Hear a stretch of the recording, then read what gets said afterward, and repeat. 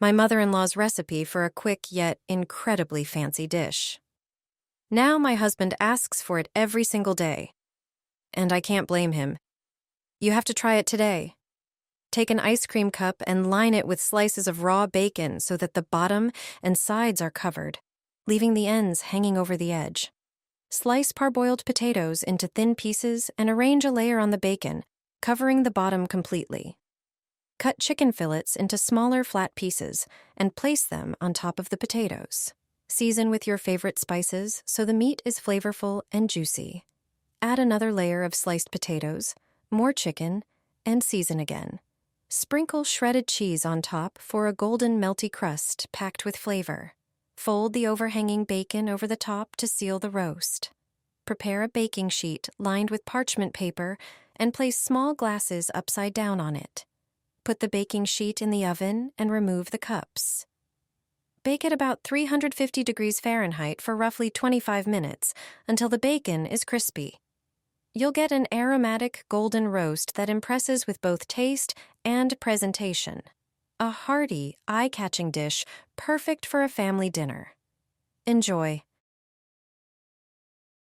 Instead of baking chicken in a tray, I cook it in a jar. It turns out perfect and tastes so good I could eat it endlessly. Start by preparing the chicken. Use either fillets or thighs, depending on your preference. Cut it into smaller pieces and place them in a large bowl. Add about 2 tablespoons of salt and mix thoroughly so the meat marinates evenly. Take a large jar and add a few allspice berries for depth and flavor. Then add 2 bay leaves for a subtle aromatic touch. Place the chicken into the jar and cover the top with aluminum foil. Use a toothpick to poke a few small holes in the foil. This helps release steam during baking. Pour a thick layer of salt onto a baking tray to completely cover the bottom. Set the jars on top of the salt and place the tray in a preheated oven. Bake at 350 degrees Fahrenheit for 1 hour. After baking, carefully pour a bit of broth into each jar to enhance flavor and juiciness. Turn the jar upside down and let it cool. The result? Tender, juicy, flavorful meat that's packed with aroma. It's a brilliant alternative to traditional roasting. Fry a chicken in water, and you won't fry it any other way ever.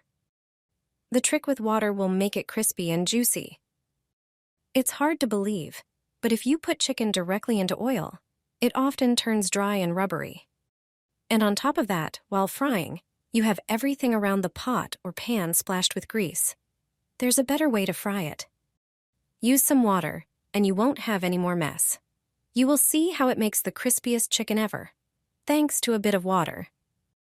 Yes, just plain water. Get 1 kilo of chicken wings. Cut off the tips. We will use the wings drumsticks only. Prepare your favorite seasonings for the chicken that you like, such as salt, bell pepper, paprika, turmeric, or curry. Add them to the chicken and mix. Sprinkle the lime over the meat with the spices. In another bowl, scoop 1 cup of corn flour. Add half a cup of plain flour to it. Put a pinch of salt and mix the ingredients. Set the bowl and a dish of water by the pan. Take a piece of chicken, coat it in flour, thoroughly the whole piece, then dip it briefly in the water. Wait until it drips and put it right into the heated oil. Let's do it again. I will show you this with another piece. It must be thoroughly coated in flour, then dip it very briefly in water. And when it no longer drips water, put it on the heated fat. You will be surprised. The fat will not splash if you do it correctly. See, I hold my hand over the pan and nothing splashes. After a while, the chicken is fried. It looks extremely appetizing, tasty. It is extremely crispy and very juicy. Try this recipe the next time you want to fry chicken drumsticks or wings. You certainly won't regret it. I make cucumbers in Chinese brine all the time. These cucumbers taste so good that I eat them straight from the jar. The preparation is very simple and doesn't require sterilizing the jars. Take a bowl of cucumbers that have been cleaned beforehand, then slice the cucumbers using a grater. Place the sliced cucumbers in a colander. Finely chop 1 large white onion into small cubes. and add it to the cucumbers. Also, add 1 tablespoon of salt. Gently mix everything together. Let the cucumbers sit for a few minutes to allow excess water to drain. In the meantime, prepare the brine. Add garlic and salt to a pot of water. Then, add equal parts of vegetable oil and vinegar. Next, add sweet chili flakes or powdered seasoning. Wait until the water boils, stirring as needed. While the brine is boiling, take a medium-sized jar. Place 2 small bay leaves and a few peppercorns at the bottom. Gently put the cucumber slices into the jar, filling it up. Add a tablespoon of sesame seeds on top of the cucumber slices. Then, pour the hot brine over the contents of the jar. Seal the jar. Set the prepared jars in a cool, shaded place for 12 hours. After that, they're ready to eat. I keep this salad for up to 5 years. Start by taking 3 washed bell peppers in different colors. Clean out the seeds from the inside of the peppers. Cut the peppers into smaller pieces, then into strips, and transfer them to a large plastic bowl. Take 1 large cucumber, cut off the ends, slice it thinly, and add it to the bowl with the peppers. The next ingredient is onion. Take 2 onions, slice them, and add them to the bowl. You'll also need tomatoes for this salad. Take 4 tomatoes, cut them into fairly large pieces, and slice the garlic thinly. Finally, take a large amount of fresh parsley and chop it finely. Add everything to the bowl.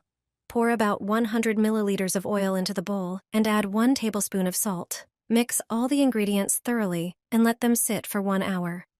Take 3 large jars. Spoon the salad into each jar, pressing down firmly with a spoon. Pour the leftover vegetable juice into each jar, then add 1 small spoon of sugar and 1 small spoon of vinegar to each. Seal the jars tightly. Before storing them in the cellar, they need a short pasteurization. Place a cotton cloth at the bottom of a wide pot. Place the jars side by side, ensuring they don't touch each other. Fill the pot with water up to just over halfway up the jars. Set the burner to medium heat and bring the water to a boil. Reduce the heat to low and pasteurize the jars for about 10 minutes. Store the jars in a cool, dark place. This method will give you a delicious salad all year round. Here's a method for storing bananas that can keep them for up to 2 years. Rub the bananas with baking soda using a damp brush to remove dirt and residues. Rinse them under running water, and then pat them dry with a paper towel. Slice the first banana and discard the ends. Do the same with the remaining bananas. Cut 1 bell pepper. I used a sweet one, but you can choose a hot one if you prefer. Prepare a large clean jar. Mine is just under 3 liters. Add 3 bay leaves, a few garlic cloves, some pepper, 2 teaspoons of coriander seeds, and 2 teaspoons of dill seeds. Add a pinch of dried chili flakes. Omit if using hot pepper. Add a few mustard seeds. Begin layering the banana slices in the jar. Once the bottom is covered, add some pieces of bell pepper and continue layering the bananas. Add 4 teaspoons of sugar and 6 teaspoons of salt. Pour in 10 teaspoons of vinegar and fill the jar with water. Seal it tightly. Place a cloth in the bottom of a pot, bring water to a boil, and then place the jar in the pot. Boil covered for 10 minutes. After that, you can remove the jar and it's ready. The bananas in the jar can be stored in your pantry for up to 2 years.